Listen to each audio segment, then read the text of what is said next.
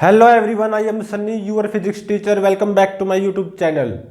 आज के इस लेक्चर से हमें जो इलेक्ट्रोस्टैटिक्स का जो फाइनल पार्ट है, कैपेसिटेंस, उसको स्टार्ट करने जा रहे हैं।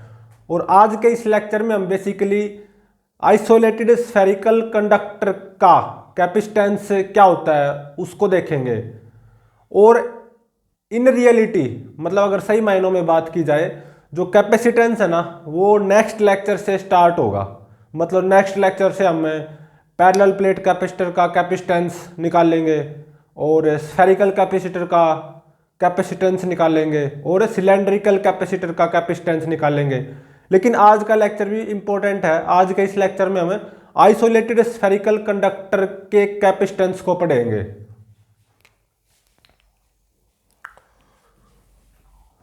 तो देखो, आज से एक नई प्लेलिस्ट इलेक्ट्रोस्टैटिक्स का जो फाइनल पार्ट है ना, थर्ड पार्ट, वो शुरू होने जा रहा है, कैपेसिटेंस। ठीक है। और आज के इस लेक्चर में हम आइसोलेटेड स्फेरिकल कंडक्टर के कैपेसिटेंस को पढ़ेंगे। Capacitance of isolated spherical conductor.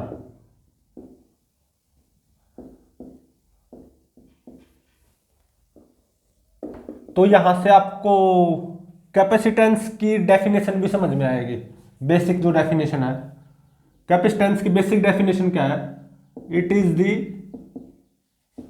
Ability of a conductor to store charge. ठीक है। और अभी हम क्या पढ़ेंगे? एक आइसोलेटेड स्फेरिकल कंडक्टर होगा, उसका कैपेसिटेंस फाइंड आउट करेंगे। ठीक है। तो देखो, मान लो ये एक स्फेरिकल कंडक्टर है। ठीक है। Radius capital R. और मान लो ये शेल है, स्फेरिकल शेल, अंदर से होलो है। ठीक है। मतलब ये आइसोलेटेड स्फेरिकल कंडक्टर है, रेडियस कैपिटल आर। अब देखो, मैं क्या करूंगा, इस पे पॉजिटिव चार्ज पुट करूंगा तो वो यूनिफॉर्मली स्प्रेड हो जाएगा इसकी सरफेस पे, ऑब्वियसली। सही बात है।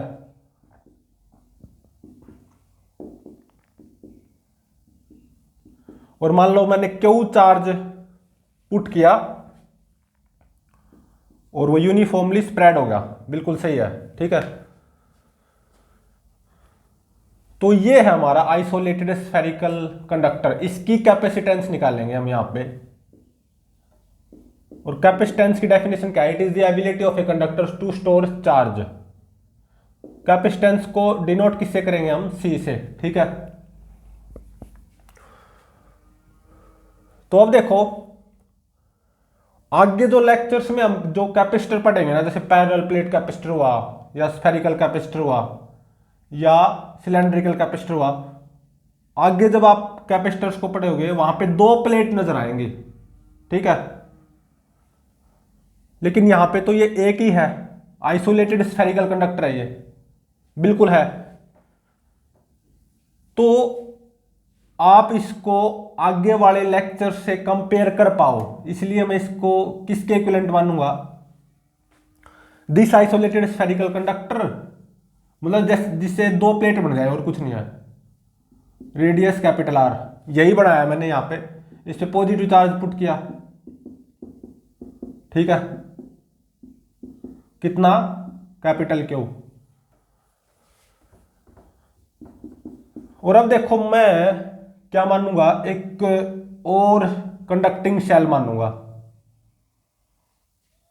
इससे इनफाइनाइट डिस्टेंस दूर, इससे इनफाइनाइट डिस्टेंस दूर। ठीक है। अपने पास से अज्यूम करूंगा मैं ये, ताकि मैं दो प्लेट्स बना सकूं। एक तो ये है ही प्लेट और एक ये बन जाए इनर, क्योंकि आगे वाले लेक्चर्स में आप कैपेसिटर में दो प्लेट पाओगे। एक तो ये है ही, एक दूसरी ओर बन जाए, इसलिए मैं अपने पास से मानूंगा कि इससे इनफाइनाइट डिस्टेंस दूर कॉन्सेंट्रिक एक कंडक्टिंग शेल है, ठीक है। यहां पे प्लस क्यू चार्ज, तो इसके इनर सरफेस पे कितना आ जाएगा ड्यू टू इंडक्शन नेगेटिव, और कितना टोटल माइनस क्यू, सही बात है। और आउटर सरफेस पे कितना आ जाएगा प्लस क्यू। तो देखो मेरे पास आइसोलेटेड स्फेरिकल कंडक्टर है जिसकी रेडियस कैपिटल आर, या कंडक्टिंग शेल मान लो, अंदर से हो लो, इस पे मैंने चार्ज पुट कर दिया capital Q, positive charge uniformly spread हो जाएगा, सीधी सी बात है। ये मेरा आइसोलेटेड स्फेरिकल कंडक्टर है, इसकी कैपेसिटेंस निकालनी है। लेकिन आप आगे लेक्चर्स में पाओगे, जैसे कि पैरेलल प्लेट कैपेसिटर हो गया, वहां पे कैपेसिटर की तो दो प्लेट होती हैं, तो यहां पे तो आपको इसकी एक ही प्लेट नजर आ रही है, तो आपको दूसरी प्लेट भी नजर आए। आगे वाले लेक्चर में जो पैरेलल प्लेट कैपेसिटर आएगा उसमें दो प्लेट होंगी, उससे आप इसको कंपेयर करवा सको। इसलिए मैंने अपने आप से खुद से मानी है, जूम किया है, वैसे है नहीं कि मैंने एक और कंडक्टिंग शेल अज्यूम कर ली इससे इनफाइनाइट डिस्टेंस दूर। चार्ज मैंने इस पे पुट किया था प्लस क्यू, तो इसके इनर सरफेस पे due to induction minus Q आ जाएगा, और आउटर सरफेस पे प्लस क्यू, ठीक है। तो ये जो आइसोलेटेड स्फेरिकल कंडक्टर है ना, ये इसी के इक्विवेलेंट है एक तरह से, ठीक है। ये मैंने जो कंडक्टिंग शेल अज्यूम किया इससे इनफाइनाइट डिस्टेंस दूर, ये मैंने अपने आप से मानी है, वैसे है नहीं। क्यों मानी है? क्योंकि आने वाले लेक्चर्स में आप जब आप पैरेलल प्लेट कैपेसिटर को पढ़ोगे उसमें दो प्लेट होंगे, तो ताकि आप इसको उससे कंपेयर करवा सको, इसलिए मैंने खुद से ये शेल मानी है कंडक्टिंग शेल, इससे इनफाइनाइट डिस्टेंस दूर। वैसे है नहीं, ठीक है, मान सकते हो, अज्यूम कर सकते हो, ताकि जब आप नेक्स्ट लेक्चर में पैरेलल प्लेट कैपेसिटर पढ़ोगे ना उसमें दो प्लेट मिलेंगी, तो आप तो ये बोलोगे कि इसमें भी दो प्लेट होनी चाहिए, वैसे तो है ये एक, तो दूसरी ओर आपको नजर आए, वैसे है नहीं, मान सकते हो इससे इनफाइनाइट डिस्टेंस दूर एक कंडक्टिंग शेल मान सकते हो। तो इनर सरफेस पे माइनस क्यू चार्ज आ जाएगा, आउटर सरफेस पे प्लस क्यू, ठीक है। ध्यान रहे इनफाइनाइट डिस्टेंस दूर है, वैसे ही आपको क्लोज नजर आ रही होगी, बहुत दूर है, जो हमने मानी अपने पास से, ठीक है। तो देखो इसकी सरफेस का इलेक्ट्रिक पोटेंशियल मान लो V है, मतलब इसी की सरफेस का इलेक्ट्रिक पोटेंशियल V, और ये देखो ये जो शेल है इनफाइनाइट डिस्टेंस दूर है, तो यहां पे इलेक्ट्रिक पोटेंशियल कितना होगा, जीरो इलेक्ट्रिक पोटेंशियल, ठीक है, ध्यान रहे। तो ये जो आइसोलेटेड स्फेरिकल कंडक्टर है ना, इसको मैं इसके इक्विवेलेंट मान सकता हूं, ठीक है। ये बोल लूं या ये बोल लूं, बात एक ही है। ये जो मैंने दूसरी शेल मानी है इससे इनफाइनाइट डिस्टेंस दूर, ये अपने पास से माननी है, ठीक है। वैसे ये एग्जिस्ट नहीं कर रही, ये अपने पास से मानी है, आप अपने पास से मान सकते हो इनफाइनाइट डिस्टेंस दूर, ठीक है। और क्यों मानी है? क्योंकि नेक्स्ट लेक्चर में आप पैरेलल प्लेट कैपेसिटर पढ़ोगे, वहां पे तो कैपेसिटर में दो प्लेट होंगी, और आप ये बोलोगे यहाँ पे तो एक ही प्लेट है, तो दूसरी प्लेट कहाँ गई? तो आप अपने पास से मान सकते हो ये जो इनर सरफेस है ना, ये दूसरी प्लेट बन जाएगी, ठीक है। तो देखो यहां का इलेक्ट्रिक पोटेंशियल V यहां का जीरो हो जाएगा ऑब्वियसली, मतलब ये जो R रेडियस की जो शेल है कंडक्टिंग शेल, इसके सरफेस पे इलेक्ट्रिक पोटेंशियल V और यहाँ का जीरो, तो पोटेंशियल डिफरेंस क्या आ गया, V minus zero. Electric potential difference ये कितना आ गया, V माइनस जीरो, मतलब V ही आ गया, ठीक है। क्या पाया गया? इट इज फाउंड, ऐसा पाया गया कि इस पे जो चार्ज है ना Q, ये डायरेक्टली प्रोपोर्शनल होगा, मतलब ये जो चार्ज है Q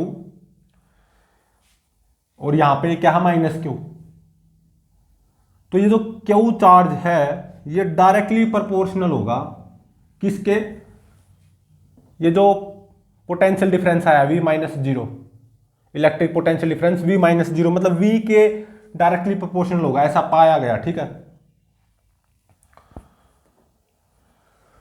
तो इस प्रोपोर्शनलिटी साइन को हटाऊंगा ना मैं, तो कांस्टेंट ऑफ प्रोपोर्शनलिटी मुझे यूज करना पड़ेगा, तो Q is equal to CV, वो कांस्टेंट ऑफ प्रोपोर्शनलिटी हो गया C। ये C ही क्या है, ये जो कि कांस्टेंट ऑफ प्रोपोर्शनलिटी मैंने लगाया है, इलेक्ट्रिकल कैपेसिटेंस ऑफ दिस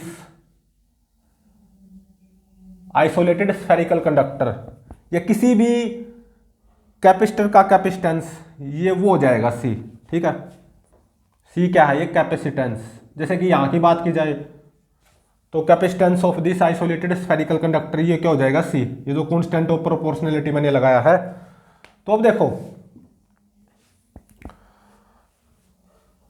एक तरह से यहां से सी क्या आ गया, क्यू बाय में वी। यहां से आपको ऐसा नजर आ रहा होगा कि ये कैपेसिटेंस तो चार्ज और इस पोटेंशियल डिफरेंस पे, मतलब वी पे, क्यू और वी पे डिपेंड कर रहा है, ऐसा कुछ बात नहीं है। ठीक है, कैपेसिटेंस जो होती है ना कैपेसिटर की, वो डिपेंड करती है ओनली ऑन ज्योमेट्री और मीडियम के ऊपर भी डिपेंड करती है। ठीक है,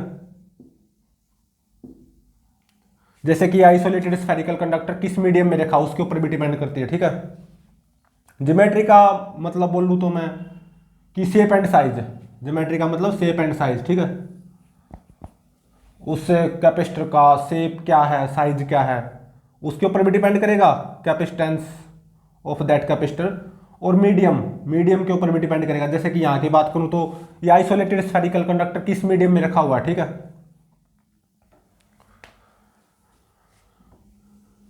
तो अब देखो, लेकिन मैं जब कैपेसिटेंस निकालूंगा ना, वो क्यू बाय वी से निकालूंगा। वैसे कैपेसिटेंस क्यू मतलब चार्ज और ये जो वी पोटेंशियल डिफरेंस है, इसके ऊपर डिपेंड नहीं कर रहा है, ये ध्यान रहे। किसके ऊपर डिपेंड कर रहा है capacitance, geometry of capacitor as well as medium. जैसे कि मैं यहाँ की बात करूँ, इस आइसोलेटेड स्फेरिकल कंडक्टर की बात करूँ, इसका जो कैपेसिटेंस आएगा वो किसके ऊपर डिपेंड करेगा, किस मीडियम में ये रखा है, और इसका साइज मतलब आर के ऊपर भी डिपेंड करेगा। ठीक है, और मान लो यहां पे मीडियम एयर है या वैक्यूम। ठीक है, मीडियम क्या, मान लो एयर, एयर भी बोल सकते हो, वैक्यूम भी बोल सकते हो। ठीक है, अब मैं इसे आइसोलेटेड स्फेरिकल कंडक्टर का कैपेसिटेंस निकालने जा रहा हूं क्यू बाय वी से। देखो, ये आपको ऐसे लग रहा होगा कि कैपेसिटेंस तो क्यू और वी पे डिपेंड कर रहा है, ऐसा कुछ नहीं होता। हाँ, निकाल लेंगे हम क्यू बाय वी से कैपेसिटेंस किसी भी कैपेसिटर का, लेकिन चार्ज और वोल्टेज के ऊपर डिपेंड नहीं करता कैपेसिटर, डिपेंड करता है ज्योमेट्री का मतलब शेप एंड साइज, और मीडियम। जैसे कि यहाँ की बात करूँ, इस आइसोलेटेड स्फेरिकल कंडक्टर की बात करूँ तो ये किस मीडियम में रखा हुआ है उसके ऊपर डिपेंड करेगा। ठीक है, तो निकालेंगे हम क्यू बाय वी से कैपेसिटेंस। ठीक है, C is equal to Q by V. तो अब देखो, यहाँ का इलेक्ट्रिक पोटेंशियल, सरफेस का इलेक्ट्रिक पोटेंशियल V, वो क्या हो जाएगा, obviously Q by 4 pi epsilon not R, अगर यहाँ पे मीडियम क्या है, एयर। ठीक है,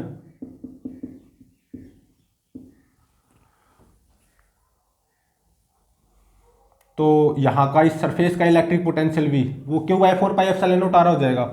ये V माइनस जीरो, ये पोटेंशियल डिफरेंस V, वो भी Q by 4 pi epsilon not R हो गया, सीधी सी बात है। तो इस आइसोलेटेड स्फेरिकल कंडक्टर का कैपेसिटेंस, जब यहां पे मीडियम क्या हो, एयर, वो क्या आएगा, from Q by V. Q by V ये कितना आ गया, 4 pi epsilon not R, small R नहीं, कैपिटल आर है। ठीक है, 4 पाई एप्सिलॉन नॉट आर आ गया। यहां पे सरफेस का इलेक्ट्रिक पोटेंशियल V वो क्या आएगा, Q by 4 pi epsilon not R. ठीक है ना, और मान लो ये आइसोलेटेड स्फेरिकल कंडक्टर किस मीडियम में रखा हुआ है, एयर में, या कोई भी मीडियम नहीं है जैसे कि वैक्यूम हो, तो सरफेस का इलेक्ट्रिक पोटेंशियल क्या आ जाएगा, Q by 4 pi epsilon not R by formula, और हमें पता है C किसके बराबर होगा, क्यू बाय वी। ऐसे ही निकालेंगे कैपेसिटेंस को, तो यहां से क्यू बाय वी कितना होगा, 4 pi epsilon not capital R. तो ये क्या आ गई, कैपेसिटेंस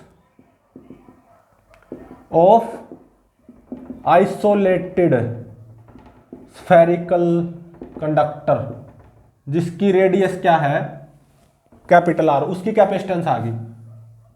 और ये भी कब आई है, जब ये आइसोलेटेड स्फेरिकल कंडक्टर एयर या वैक्यूम में हो, व्हेन मीडियम इज एयर और वैक्यूम। वैक्यूम तो कोई मीडियम होता ही नहीं, वैक्यूम का मतलब कोई मीडियम ना हो, लेकिन अगर मीडियम हो तो एयर हो, या तो मीडियम ना हो या मीडियम हो तो एयर हो, और इस आइसोलेटेड स्फेरिकल कंडक्टर की रेडियस कैपिटल आर हो, तो इसकी जो इलेक्ट्रिकल कैपेसिटेंस आएगी ना इस आइसोलेटेड स्फेरिकल कंडक्टर की, वो 4 pi epsilon not capital R आएगी। ठीक है,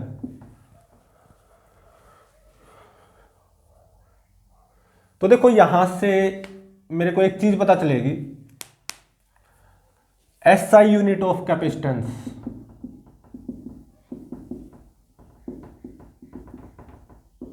वो क्या होगी, कोलाम्ब पर वोल्ट,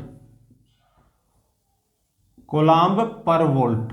ठीक है, क्यू बाई वी, कोलाम्ब पर वोल्ट, और जिसको फेराड भी बोलते हैं, कैपिटल एफ का मतलब फेराड। ठीक है, तो जो कैपेसिटेंस की जो एसआई यूनिट होगी ना, किसी कैपेसिटर के कैपेसिटेंस की एसआई यूनिट, वो होगी फेराड या कोलाम्ब पर वोल्ट, कुछ भी बोल सकते हो। फेराड को हम कैपिटल एफ से डिनोट करेंगे। 1 फेराड इज इक्वल टू 1 कोलाम्ब पर वोल्ट, सीधी सी बात है। ठीक है, और जो फेराड होती है ना, 1 फेराड, ये बहुत बड़ी यूनिट होती है, बहुत बिग, वेरी बिग यूनिट होती है ये ऑफ कैपेसिटेंस। अभी समझ में आ जाएगा थोड़ी देर में। तो इसलिए हम इस प्लेलिस्ट में, मतलब इस कैपेसिटेंस प्लेलिस्ट में जिस भी कैपेसिटर के कैपेसिटेंस की बात करेंगे ना, वो फेराड में नहीं करेंगे। माइक्रो फेराड हो गया, नैनो फेराड हो गया, या पिको फेराड हो गया। ठीक है, क्योंकि 1 फेराड वेरी बिग यूनिट होती है कैपेसिटेंस की, ये अभी थोड़ी देर में पता चल जाएगा। ठीक है, और देखो डायमेंशनल फॉर्मूला ऑफ कैपेसिटेंस, वो क्या आएगा, क्यू बाई वी है ना, कैपेसिटेंस क्यू बाई वी। और ये ध्यान रहे कैपेसिटेंस क्यू और वी के ऊपर डिपेंड नहीं करता। हाँ, हालांकि कैपेसिटेंस किसी भी कैपेसिटर का हम क्यू बाई वी से निकालेंगे। ठीक है, तो कैपेसिटेंस क्यू बाई वी है, तो डायमेंशन ऑफ कैपेसिटेंस, मतलब डायमेंशनल फॉर्मूला ऑफ कैपेसिटेंस क्या आ जाएगा, dimensional formula of Q by में डायमेंशनल फॉर्मूला ऑफ वी।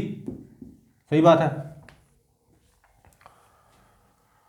और देखो इलेक्ट्रिक पोटेंशियल V या पोटेंशियल डिफरेंस, वैसे इलेक्ट्रिक पोटेंशियल और इलेक्ट्रिक पोटेंशियल डिफरेंस में डिफरेंस होता है, लेकिन यूनिट तो सेम ही रहेगी इलेक्ट्रिक पोटेंशियल और पोटेंशियल डिफरेंस की। तो V जो होता है ना, वो क्या होता है, ये होता है W बाय क्यू, जूल पर कोलाम्ब। इलेक्ट्रिक पोटेंशियल यही तो होता है। तो V की जगह W बाय क्यू पुट कर दो, तो W और क्यू ऊपर पहुंच गया, तो डायमेंशन ऑफ क्यू स्क्वायर, और W क्या, वर्क डन। और क्यू चार्ज की डायमेंशन क्या होती है, A इंटू में T, A क्या होता है, एम्पियर। ठीक है, A इंटू में T और उसका स्क्वायर। और वर्क डन की डायमेंशन क्या होती है, देखो वर्क क्या होता है, फोर्स इंटू में डिस्प्लेसमेंट, फोर्स क्या होगा, मास इंटू में एक्सेलरेशन, तो m1 L1t माइनस 2, ये तो आ गई फोर्स की, मास इंटू में एक्सेलरेशन। और वर्क क्या होता है, वर्क है फोर्स इंटू में डिस्प्लेसमेंट मतलब लेंथ, तो ये आ गया m1 L2t माइनस 2, तो m1 L2t माइनस 2, तो ये हो जाएगा, स्क्वायर कर दोगे ना, A2T2 बाय में M1 L2T माइनस 2। तो डायमेंशनल फॉर्मूला ऑफ कैपेसिटेंस ये देखो कितना आ गया, M minus 1 L minus 2 T4 A2 इतना आ गया। ठीक है, डायमेंशनल फॉर्मूला ऑफ कैपेसिटेंस क्या आया, M-1L-2T4A2। और अब एक चीज देखो, इंपॉर्टेंट चीज, मान लो ये मेरा जो आइसोलेटेड स्फेरिकल कंडक्टर है ना, ये किसी मीडियम में रखा हुआ हो,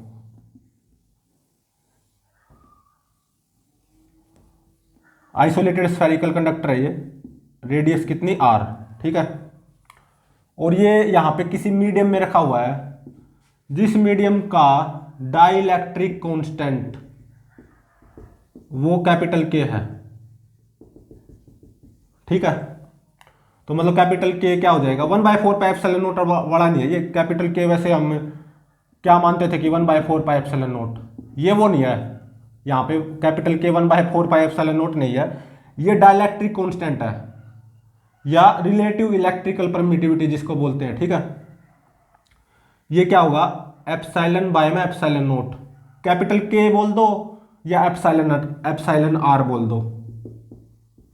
ठीक है, हम यहाँ पे relative electrical permittivity epsilon R की जगह क्या बोलेंगे, डाइलेक्ट्रिक कांस्टेंट बोलेंगे इसको। ठीक है, कैपिटल K, और ये क्या होगा, एप्सिलॉन बाय एप्सिलॉन नॉट। तो एप्सिलॉन क्या आ गया, K इंटू में एप्सिलॉन नॉट।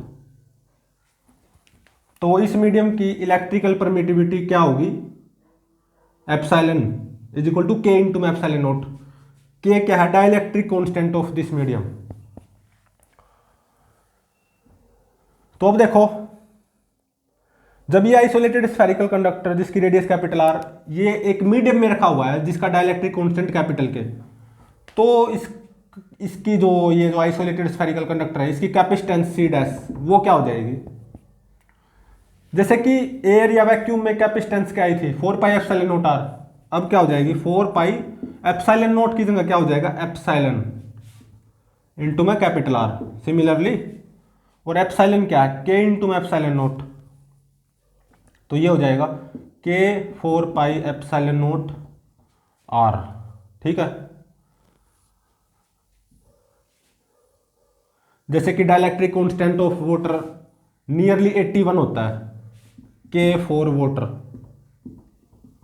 कितना होता है, नियरली 81 होता है। ठीक है, और देखो कैपेसिटेंस की एसआई यूनिट होती है फेराड, कैपिटल F से डिनोट करते हैं या लिखते कैसे हैं, FARAD, farad. 1 farad is equal to 1 coulomb per volt. ठीक है, और 1 फेराड बहुत बड़ी यूनिट है कैपेसिटेंस की। तो ये जो कैपेसिटेंस हमारी प्लेलिस्ट होगी इसमें हम कैपेसिटेंस की जो यूनिट जनरली यूज करेंगे ना वो होगी micro farad, nano farad, pico farad, मतलब छोटी। फेराड तो बहुत बड़ी यूनिट है, ये अभी पता चलेगा आपको। तो देखो, आइसोलेटेड स्फेरिकल कंडक्टर की ही बात कर लो, जब ये वैक्यूम में रखा हुआ हो या एयर में, तो इसका कैपेसिटेंस कितना आया, 4 पाई एप्सिलॉन नॉट R। ठीक है, अगर R जितना ज्यादा होगा, मैं R जितना ज्यादा ले लूं, जितना ज्यादा हो उसके, तो कैपेसिटेंस उतना ही ज्यादा आएगा। और देखो जनरल अगर बात करो तो कैपेसिटेंस देखो आइसोलेटेड स्फेरिकल कंडक्टर का किसके ऊपर डिपेंड कर रहा है, यहां पे बात करें तो रेडियस क्या है और किस मीडियम में रखा हुआ, मतलब डाइलेक्ट्रिक कांस्टेंट। मैंने बोला था ना कि जो कैपेसिटेंस होता है ना वो ज्योमेट्री के ऊपर डिपेंड करता है और मीडियम के ऊपर। ज्योमेट्री मतलब शेप एंड साइज। ठीक है, साइज मतलब जैसे कि यहां पे रेडियस आ रही है ना कैपिटल R, और मीडियम मतलब जैसे कि यहां पे आ रहा है ना डाइलेक्ट्रिक कांस्टेंट, उस मीडियम का जिस मीडियम में ये आइसोलेटेड स्फेरिकल कंडक्टर रखा हुआ है। तो कैपेसिटेंस C आपको Q/V नजर आ रहा होगा, बिल्कुल आ रहा है, निकालेंगे भी ऐसे Q/V से, चाहे पैरेलल प्लेट कैपेसिटर हो या स्फेरिकल कैपेसिटर हो या सिलेंड्रिकल कैपेसिटर हो, तो उसका कैपेसिटेंस Q/V से ही निकालेंगे। ठीक है, Q क्या होगा, charge on that capacitor, V क्या होगा, जैसे कि V-0 यहाँ पे वो V क्या होगा, पोटेंशियल डिफरेंस। नेक्स्ट लेक्चर में पता चलेगा। ठीक है, बिटवीन प्लेट्स पोटेंशियल डिफरेंस, यहाँ पर भी एक तरह से between plates V-0 potential difference क्या V है। ठीक है, तो अब देखो, अब आपको ये पता चलेगा कि 1 फेराड बहुत बड़ी यूनिट है। अभी पता चलेगा। कैपेसिटेंस की 1 फैराड बहुत बड़ी यूनिट है।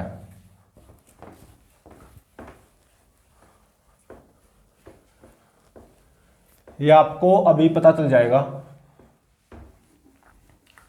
तो देखो मैं यहाँ पे एक आइसोलेटेड स्फेरिकल कंडक्टर लूंगा, वैक्यूम में एयर में रखा हुआ होगा, ठीक है, और ज़्यादा से ज़्यादा रेडियस का लूंगा कि मैं ये सोचूं कि उसका कैपेसिटेंस ज़्यादा से ज़्यादा है। फिर भी 1 फैराड से तो काफ़ी कम ही आएगा। तो आपको पता चलेगा जो कैपेसिटेंस की ये यूनिट है ना 1 फैराड, ये बहुत बड़ी यूनिट है। इसलिए ये जो प्लेलिस्ट हमारी कैपेसिटेंस, इसमें हम कैपेसिटेंस की कौन सी यूनिट्स को यूज करेंगे, nano farad, pico farad, micro farad etcetera, छोटी छोटी यूनिट्स को। और ये आपको पता होना चाहिए 1 पिको फैराड ये कितना होता है, 10 की पावर माइनस 12 फैराड।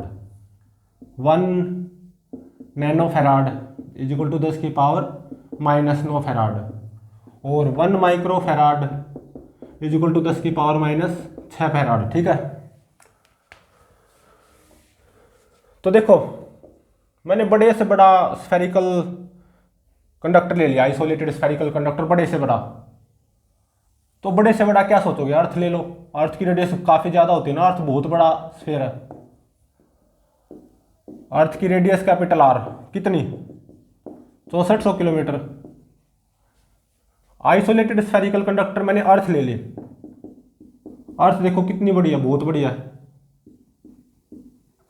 ठीक है, बहुत ही ज़्यादा बड़ी है ना। रेडियस देख लो 6400 किलोमीटर, तो कितना बड़ा स्फीयर होगी अर्थ।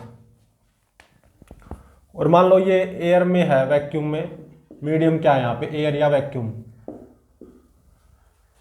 तो इसकी कैपेसिटेंस निकालो, इलेक्ट्रिकल कैपेसिटेंस, इस आइसोलेटेड स्फेरिकल कंडक्टर जो कि मैंने अर्थ मानी है, बड़ा सा बड़ा स्फीयर, इसी की निकाल लो। 1 फैराड से काफ़ी कम आएगी, बहुत कम। और देखो बड़ा से बड़ा मानना मैंने स्फीयर, जैसे कि अर्थ, तो 4 पाई एप्सिलॉन नॉट आर, यही फॉर्मूला आया था आइसोलेटेड स्फेरिकल कंडक्टर के इलेक्ट्रिकल कैपेसिटेंस का। और देखो 1/4 पाई एप्सिलॉन नॉट ये कितना होता है, 9 इंटू में 10 की पावर 9। और रेडियस इसको मीटर में कन्वर्ट कर लो तो 64 इंटू में 10 की पावर 5 मीटर आ जाएगा, ठीक है ना। 4 पाई एप्सिलॉन नॉट की वैल्यू क्या हो जाएगी, 1/9 इंटू में 10 की पावर 9 इंटू में रेडियस 64 इंटू में 10 की पावर 5। तो ये जो अर्थ ली है मैंने यहाँ पे आइसोलेटेड स्फेरिकल कंडक्टर, इसकी इलेक्ट्रिकल कैपेसिटेंस इतने फैराड आई। तो आप सोचोगे कि यार ये तो बहुत ज़्यादा फैराड आनी चाहिए, क्योंकि बहुत बड़ा आइसोलेटेड स्फेरिकल कंडक्टर ले लिया हमने तो अर्थ। तो आप खुद ही देख लो ये कितना आएगा, 64/9, 5 - 9 - 4 इंटू में 10 की पावर -4 फैराड, ठीक है। तो देखो ये तो 1 फैराड से भी काफ़ी कम है, इसलिए तो बोला था 1 फैराड कैपेसिटेंस की बहुत बड़ी यूनिट होती है। इसको माइक्रो फैराड में बदलो, 1 फैराड कितना होता है, 10 की पावर 6 माइक्रो फैराड, तो इंटू में 10 की पावर 6 है, ये माइक्रो फैराड में आ जाएगा, ठीक है। तो 64/9 इंटू में 100 इतने माइक्रो फैराड, ठीक है। और ये आएगा नियरली 711 माइक्रो फैराड। इतने फैराड, ये फैराड से तो काफ़ी कम आया। हम तो ये सोच रहे थे, देखो हमने तो आर्ट्स ले ली, बहुत बड़ा स्फीयर ले लिया आइसोलेटेड स्फेरिकल कंडक्टर, इसका कैपेसिटेंस तो क्या पता कितना फैराड आएगा। इसको आप कैलकुलेट करो, ऑब्वियसली फैराड में है, 1 फैराड से भी काफ़ी कम आएगा। इसलिए तो बोल रहा हूँ 1 farad is a biggest unit, काफ़ी बड़ी यूनिट है कैपेसिटेंस की। इसलिए ये जो कैपेसिटेंस हमारी प्लेलिस्ट होगी, इसमें कैपेसिटेंस का जो हम कैपेसिटेंस लेंगे वो फैराड में नहीं लेंगे, pico farad, nano farad, micro farad में ही लेंगे। जैसे कि इसका कैपेसिटेंस कितना आया, ये आइसोलेटेड जो स्फेरिकल कंडक्टर जो हमने अर्थ लिया है, काफ़ी बड़ा स्फेयर जिसकी रेडियस 6400 किलोमीटर, इसका कैपेसिटेंस 711 माइक्रोफैराड आया। ठीक है,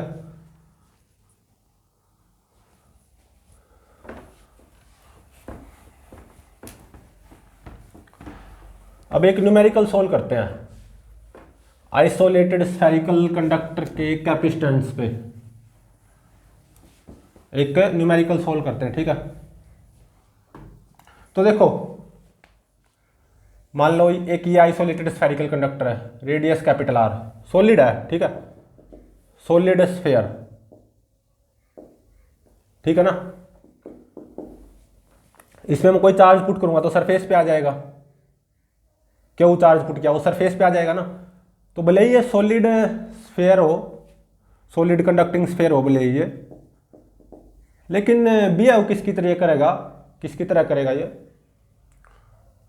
शेल की तरह, मतलब होलो स्फेयर की तरह बिहेव करेगा, क्योंकि सारा चार्ज सरफेस पे आ गया ना। ठीक है,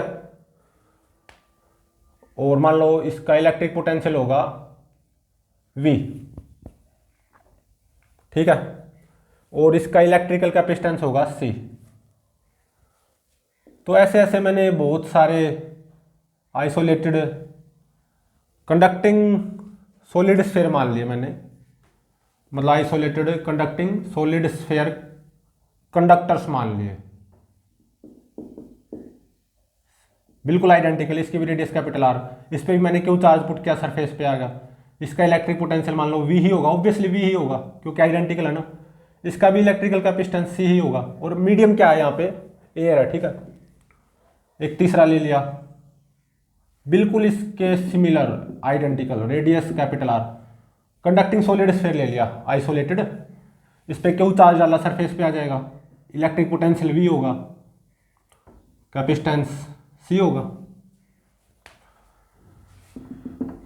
1 2 3 ऐसे ऐसे करके मैंने ये N ले लिए, N isolated, N identical isolated solid spherical conductors. हालांकि ये देखो ये B है वो होलो की तरह कर रहे हैं क्योंकि अंदर कोई चार्ज नहीं है, सारा सरफेस पे आ जाएगा। ठीक है, लेकिन इन रियलिटी है ये solid spheres, conducting solid spheres, और ये N है। तो अब मैं क्या करूंगा, इन सभी को मिला के मिक्स करके कहने का मतलब जो भी है मेल्ट मूल्ट करके एक बड़ा कंडक्टिंग सॉलिड स्फेयर बनाऊंगा आइसोलेटेड, जिसकी रेडियस मान लो R डैश आएगी, और इसकी सरफेस पे टोटल चार्ज कितना आ जाएगा, Q plus Q plus Q, N times N Q आ जाएगा, capital Q is equal to N Q। और मान लो इसके सरफेस का इलेक्ट्रिक पोटेंशियल होगा V डैश, और इसका जो इलेक्ट्रिकल कैपेसिटेंस आएगा वो आएगा C डैश। तो फाइंड आउट क्या करना है, C डैश फाइंड आउट करो, V डैश फाइंड आउट करो। C dash in term of C, ठीक है, और V dash in terms of V। तो देखो C क्या आएगा, 4 पाई एप्सिलॉन नॉट R, यही आएगा। और V क्या आएगा, हर एक का सरफेस का इलेक्ट्रिक पोटेंशियल क्यों हुआ है 4 पाई एप्सिलॉन नॉट R, सही बात है।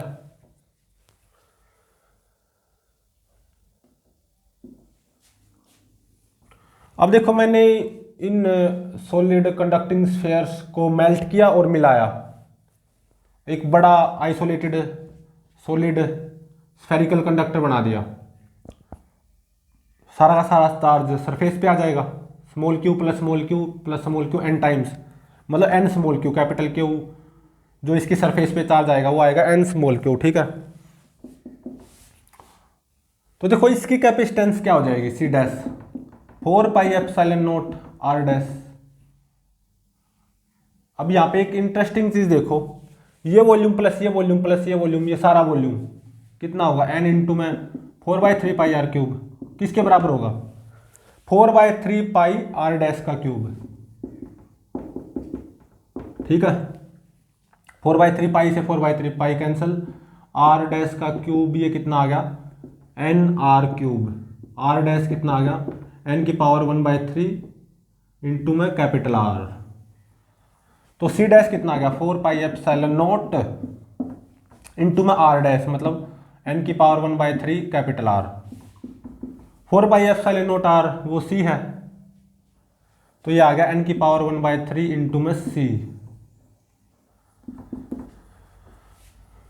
अब v डैश निकालो, ये क्या आएगा, कैपिटल क्यू मतलब एक तरह से n स्मॉल क्यू बाय में 4πε0 आर डैश। ठीक है, इसकी सरफेस पे इलेक्ट्रिक पोटेंशियल ये आएगा ना, कैपिटल क्यू मतलब जो कि n स्मॉल क्यू बाय में 4πε0 आर डैश।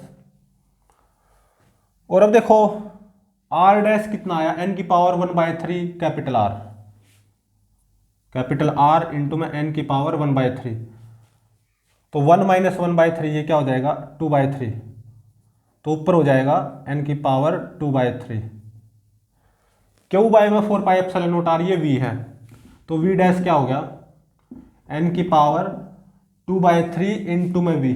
ठीक है, एक आंसर ये हो गया और एक आंसर ये हो गया,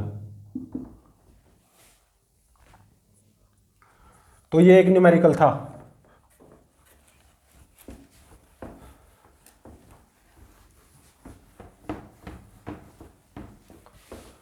तो अब देखो जो हमने अभी आइसोलेटेड स्फेरिकल कंडक्टर पढ़ा है, इसको एज ए कैपेसिटर यूज क्यों नहीं करते हम रियल लाइफ में, क्यों पैरेलल प्लेट कैपेसिटर या स्फेरिकल कैपेसिटर जो कि नेक्स्ट लेक्चर में पढ़ेंगे, या सिलेंड्रिकल कैपेसिटर, उन्हीं को यूज में क्यों लेते हैं एज ए कैपेसिटर, अभी पता चलेगा।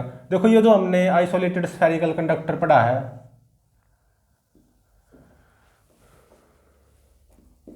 रेडियस कितनी, कैपिटल आर, मान लो ये स्फेरिकल शेल है, conducting spherical shell, capital R radius की, इस पे मैंने पॉजिटिव चार्ज पुट कर दिया कैपिटल क्यू।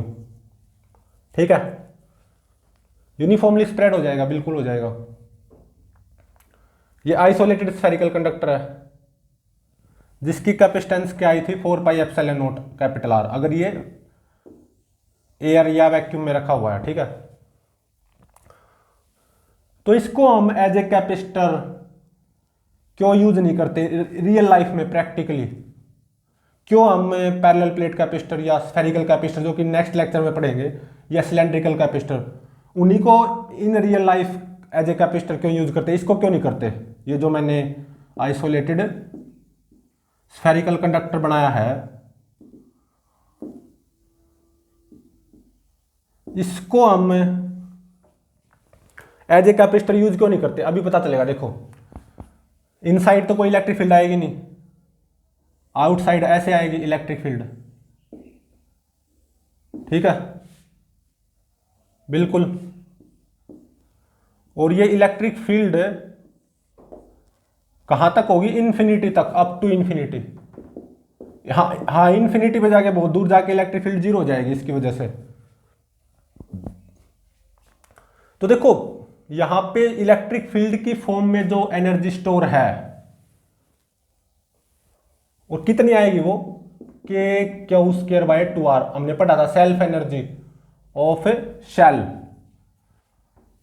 वो ये होती है सेल्फ एनर्जी, हमने पढ़ा था ऑफ शेल, भले ही वो कंडक्टिंग शेल हो। यहां पे अंदर तो कोई इलेक्ट्रिक फील्ड है नहीं, बाहर आएगी इलेक्ट्रिक फील्ड ऐसे आउटवर्ड और इन्फिनिटी तक आएगी। तो in the form of electric field, यहाँ पे जो इलेक्ट्रिक फील्ड एनर्जी आएगी स्पेस में, बहुत बड़े स्पेस में आएगी इन्फिनिटी तक, और वो कितनी आएगी, k²/2r, वही तो इस सेल की सेल्फ एनर्जी होती है, ये हम पढ़ चुके हैं। ठीक है, तो देखो ये जो एनर्जी है यहाँ पे स्टोर है स्पेस में, लेकिन बहुत बड़े स्पेस में है, इन्फिनिटी तक। तो ये यहाँ पे हमने इन the form of electric field energy store तो कर ली, लेकिन यहाँ पे एक लिमिटेड पोर्शन में स्टोर नहीं है, बहुत बड़े स्पेस में स्टोर है, up to infinity. Total energy in the form of electric field इतनी स्टोर है, एक लिमिटेड स्पेस में या लिमिटेड पोर्शन में स्टोर नहीं है ना। तो वही कारण है इसको एज ए कैपेसिटर यूज नहीं करते हम, not use as a capacitor in daily life या प्रैक्टिकल लाइफ। किन को करते हैं नेक्स्ट लेक्चर में पढ़ेंगे हम, उनको एज ए कैपेसिटर यूज करते हैं। पैरेलल प्लेट कैपेसिटर को, ये स्फेरिकल कैपेसिटर होगा, इसको यूज करते हैं हम एज ए कैपेसिटर, ठीक है, ठीक है। यहां पे इलेक्ट्रिक फील्ड ऐसे आएगी, ये होता है पैरेलल प्लेट कैपेसिटर और ये स्फेरिकल कैपेसिटर। नेक्स्ट लेक्चर्स में इन्हीं को पढ़ेंगे। एक सिलेंड्रिकल कैपेसिटर भी होता है, पंखे वगैरह में आपने देखा होगा, उसको कंडेंसर बोलते हैं, हाँ कैपेसिटर होता है वो सिलेंड्रिकल होता है, ठीक है ना, देखा होगा। तो in reality in practical life ये पैरेलल प्लेट कैपेसिटर हो गया, ये स्फेरिकल कैपेसिटर हो गया, और एक सिलेंड्रिकल कैपेसिटर भी होता है, उन्हीं को यूज करते हैं एज ए कैपेसिटर। इसको नहीं करते। इसको क्यों नहीं करते? क्योंकि यहाँ पे इलेक्ट्रिक फील्ड की फॉर्म में एनर्जी स्टोर तो है, लेकिन बहुत बड़े स्पेस में, और टोटल इतनी एनर्जी स्टोर है। यहाँ पे एक छोटे से स्पेस में, छोटी सी जगह में, इन the form of electric field energy store है, इलेक्ट्रोस्टैटिक एनर्जी स्टोर है। यहाँ पे भी छोटी सी जगह में इलेक्ट्रिक फील्ड की फॉर्म में एनर्जी स्टोर है, इलेक्ट्रोस्टैटिक एनर्जी स्टोर है। वही चाहते हैं हम, छोटे से स्पेस में हो, ठीक है। तो ये हमें पता चल गया कि इस आइसोलेटेड स्फेरिकल कंडक्टर को as a capacitor in daily life, in practical life क्यों यूज नहीं करते, इनको क्यों करते हैं? क्योंकि यहाँ पे छोटे स्पेस में इन the form of electric field electrostatic energy store है। यहाँ पे स्टोर तो है, लेकिन बहुत बड़े स्पेस में, अप टू इन्फिनिटी, उसका कोई मतलब नहीं बनता, ठीक है। छोटी जगह में अच्छी खासी एनर्जी स्टोर हो इन the form of electric field, उसका तो कोई मतलब भी बनता है।